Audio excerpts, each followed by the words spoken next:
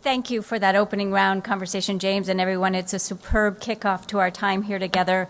Again, I'm Margaret Lowe-Smith. I am the president of Atlantic Live. It is stunning to look around this room and to think about the enormous distance that people travel to be here. From cities across the country and around the world, we've heard the list, but it bears repeating. Cape Town, Seoul, Shanghai, and Mumbai. In this breathless technological age, when communication is instantaneous no matter the physical distance, real human action still matters. People want to listen to one another, learn from each other. People want to connect face to face. That you are all here in this room together is testament to that fact, and it is one of the enduring notions of Atlantic Live. And none of this would have been possible without the generous support of our underwriters. General Motors, Hitachi, HP, J.P. Morgan Chase, CH2M Hill, the J. Paul Getty Trust, Palantir, UCLA, and McKinsey & Company. Our thanks to you. I also want to thank our partners, Bloomberg Philanthropies and the Aspen Institute, for working with us at the Atlantic to bring CityLab to life. And with that, it is an enormous pleasure and a privilege to introduce to you the president and CEO of the Aspen Institute, Walter Isaacson, for a conversation with the mayor of this extraordinary city, Eric Garcetti. Thank you.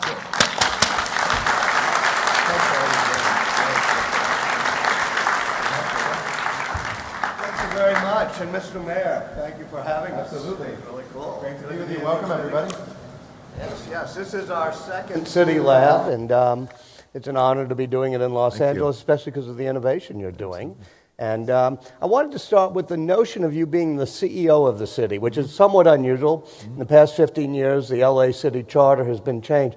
What does it mean to be a public CEO rather than, quote, a mayor? Well, let me just start very, very briefly by welcoming everybody. If you're lucky enough to have been born here, congratulations. If you're visiting here, we couldn't be more excited to have you here, and thank Mike Bloomberg for what was just a great gathering last year, and I said we have to do this in LA, and so here we are. So thank you to everybody who's made this happen.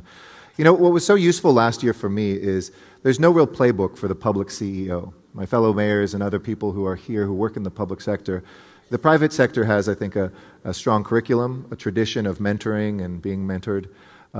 Even the nonprofit world has that developed.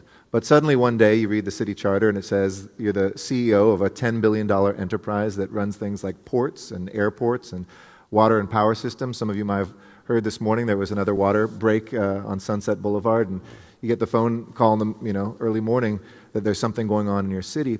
So it's something you really have to develop on your own, and CityLab has been a great part of that. Aspen Institute, the Rodell Fellowship that I did there as well, which brings half Democrat, half Republican young elected officials together. But I think the most important thing for me that I've learned just in the 14 months as mayor, as a public CEO, is, I don't often quote Ross Perot, but the one thing that transcends both public and private CEOs is he once said, I spend about 60% of my time trying to recruit good people, 30% of my time trying to retain them, and the rest of my job is 10%. Now, as mayor, you have to respond to emergencies. And I think as a mayor, we often are not defined so much by the plans that we have, but the reactions to events that we didn't plan, that really define who you are to your people. You have to push your agenda forward, but it is the shooting at LAX that we had right around Thanksgiving last year. It's a main break that happens. It's a racist owner of an NBA team who says something silly. Those moments kind of define who you are to your city. So a public CEO is somebody who's known much more intimately than a private CEO. People own you. They've elected you. That's their city, and they want to know who you are. You work for them. Absolutely, and they want to know that you have the qualities that they can support. But Michael Bloomberg is probably the only mayor I can think of who had actually been a CEO before becoming mayor. Yep. How hard is it, and what do you learn from a group from like Bloomberg Philanthropies of how to be a CEO when you actually get in the job? Well, the network of mayors is the best convening that came together through CityLab last year, and I keep in touch with a number of them. I mean, Betsy Hodges, who's somewhere in here from Minneapolis, the class of 2013, we all went to the White House together in, I think it was December or November of last year, to meet with the president and the vice president, and went around the table for about an hour and a half just describing what was going on in our cities. And so when the Seattle mayor is working on minimum wage, and I proposed raising the minimum wage here in Los Angeles as well, we're able to talk to each other about that and what is the experience and how do we lead a campaign like that. When Bill de Blasio is going through something, he will send me an email, vice versa, I'll do the same with him. Rahm Emanuel, he and I and Kasim Reed, who I think is also here as well from Atlanta, sat down to talk about how we learn from one another. And I think, somebody told me not to use the word thieves, so I'll change it. We're not thieves, but we are folks who find good examples, whether it's in Louisville, whether it's in, New York, whether it's in Chicago, and we basically try to transplant those best ideas from place to place. So the public CEO is very different. It's open sourced. Right. You're not competing against another company. Something you do well, it's more like what Elon Musk is doing with the Tesla, where he says, I'm going to make all of these plans available for everybody. That's the same thing here. A great idea in Shanghai may be in Los Angeles tomorrow and vice versa. And so you can make this an open source, as the previous panel would say, peer-to-peer sharing. Absolutely. In fact, the people demand that. You have to do it between mayors, but you also have to do it as a mayor, as a CEO of your city, with your workers, which is one audience, and then with your constituents. Part of that process is data management, and you've been really drilling down on that. Given me an example of data management when it comes to, say, traffic mobility. Well, data management is everything. And first of all, you have to build a good network. I mean, here in Los Angeles, for instance, two quick examples. One is that we have probably the most robust traffic sensor system in the world here. Just the synchronizing of lights based on that has reduced traffic or made it not get worse in Los Angeles by about 18%. We can quantify that, let people know, even when they're stuck in traffic, it would be 18% worse if we hadn't done that, and make decisions accordingly. That's considered success in Los Angeles. But we also, look at the challenges we face, and the speed of decision-making that people demand because of what they're used to in their personal communications and their e-commerce, et cetera, is elevated. And so any mayor or city that is in the analog age is really going to get burned. I'll give you an example. In Hollywood, where I was a council member, we rebuilt this very famous, maybe most famous neighborhood in Los Angeles. So we had a good problem, which was more traffic. People then demanded, build old analog system, a new parking structure. Well, I set out that day doing it. It only took me 7 years and $70 million to build 400 spaces. For $40,000, though, I was able to work with a company out of San Francisco, Streetline, and build a mesh network that put sensors in every single parking space on the street. And so when a car leaves with an app, we could find where a parking space was, because Don Shoup and others have looked at, 15% of the traffic was caused by people circling the block looking for a place to park. That was $40,000, a convenience that blew people away, that they could actually look on their phone or their tablet and find a parking space before they arrived. And again, it was sort of what was data management, but also the interpretation and the application of it in an intelligent way that, at the end of the day, made life easier for folks. But as you look at mobility, is there anything transformative that the city of Los Angeles could do? Absolutely. I want Los Angeles to be, as a CEO, there's a great a book that talks about the 3 horizons. Most of us are set in the first horizon, which is just doing what your business does. In our case, it would be managing the traffic system I have. Some progressive cities are doing the next piece, which is what's coming next. Here in Los Angeles, we're building out the biggest public transportation construction program in the country. 7 new lines linking up our airport finally, taking us from the ocean to downtown, which will open up late next year or beginning of 2016. Transformative for the car capital. But the book says you can't get stuck on the second. You have to actually be looking at the third horizon. And just talking about what's coming next at a conference doesn't count, or throwing it up on a whiteboard with your senior managers. So what does that look like in the city of Los Angeles? Well, while we're building out this rail network, we simultaneously should be looking at, I think, bus rapid transit lanes, not because BRTs are, of course, they're proven successful, but because autonomous vehicles are going to be here. How do you spend billions of dollars on fixed rail when we might not own cars in this city in a decade or a decade and a half? So we're working with UCLA to look at the area around UCLA and Westwood to say, could this be the first place really in an urban center where we have autonomous vehicles that are able to be ordered up like a shared car a car service right away in a real neighborhood, not just in a protected area. And in preparing for that, a bus lane today may be a bus and autonomous vehicle lane tomorrow. We were just talking in the previous panel about the peer economy. How does the peer economy, starting, let's say, with transportation, not only Uber, but all sorts of ways to share transportation, how does that affect the way you look at the city? Well, it affects us tremendously, and I think culturally first and foremost, because there's something that's intimate about that kind of shared economy, where people feel like if you're at an Airbnb, you're actually staying in someone's home potentially.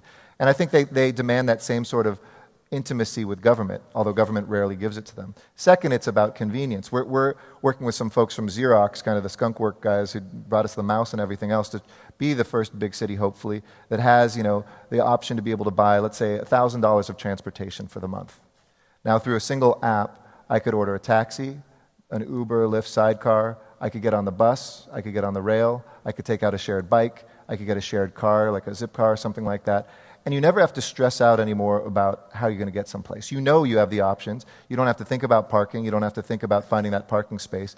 But it's a single system. And maybe the city makes a small transaction fee off of that, or MTA. So it's actually in our interest to build that and then share that open source again with the rest of the world. It's time for us, I think, in this kind of peer-to-peer network, for folks to be able to provide lifts to each other, to be able to share their bikes with one another, to be able to do things which I think are very impressive in a number of parts of the world, where why do any of us own a leaf blower or a chainsaw? How often do we use that? Are we using that every day?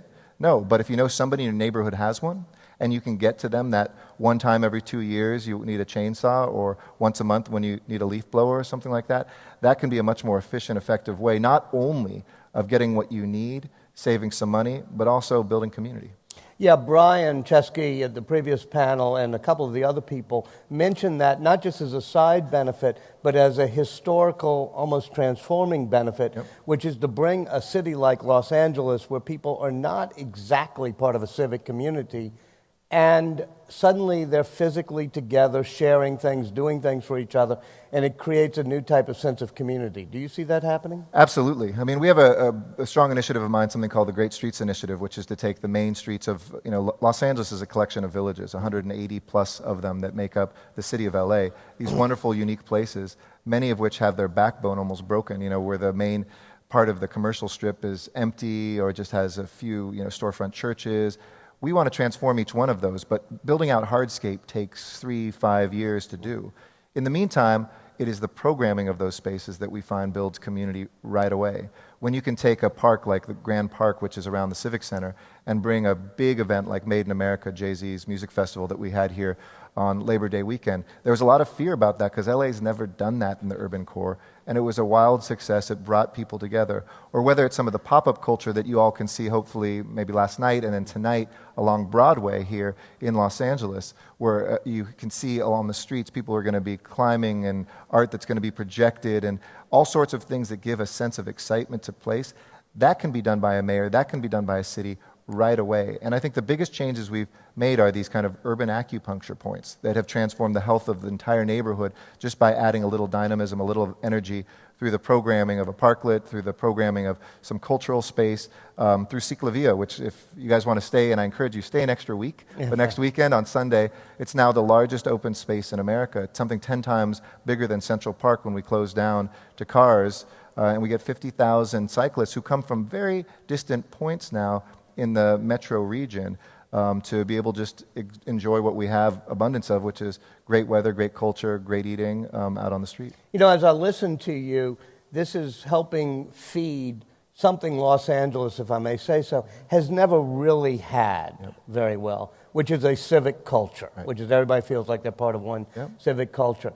How do you as a mayor build on these type of neighborhood things and create, maybe using social media, a real civic culture in a city that's been sort of more fragmented?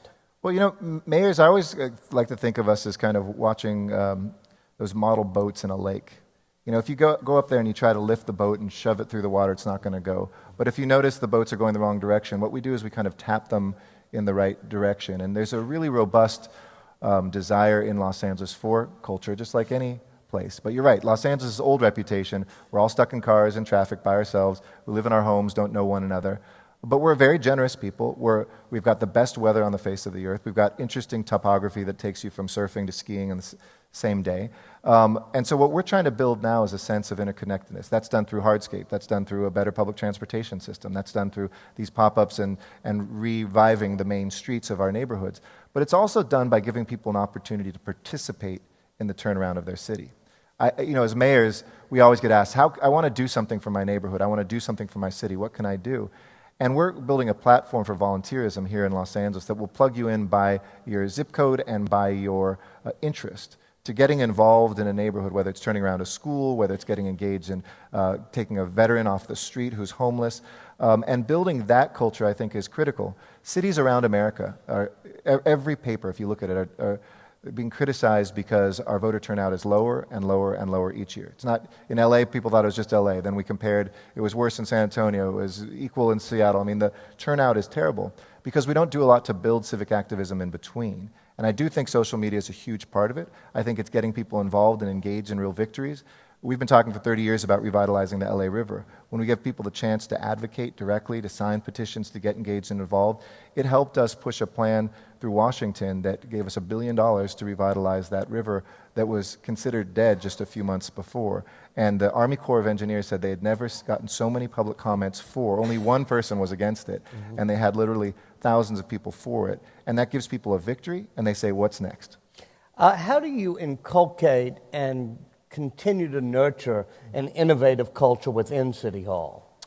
It has to be both top and bottom. I think I've tried to, on my managers, figure out how we can, the general managers, or as they call them in New York, commissioners and our chiefs, said you have to be able to, follow from the front.